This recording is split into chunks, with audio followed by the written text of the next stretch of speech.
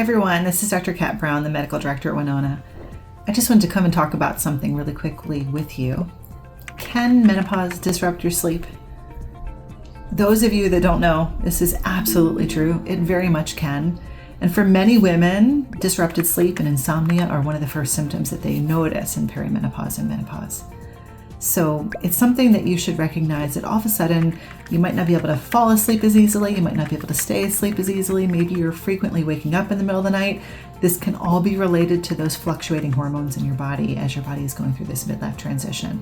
So very, very common. So after you've tried to do the things that you can do to optimize your sleep, like minimizing caffeine in the latter part of the day, minimizing drinking too many liquids in the later evening, which can cause frequent bathroom trips overnight from a full bladder.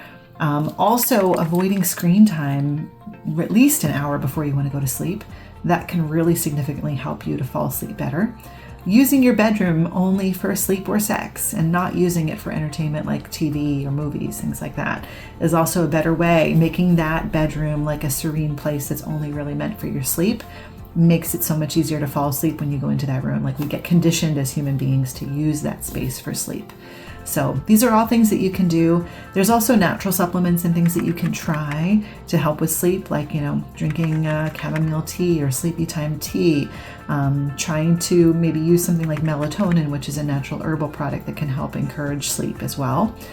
Taking magnesium at night can also help your body encourage sleep and relaxation as well.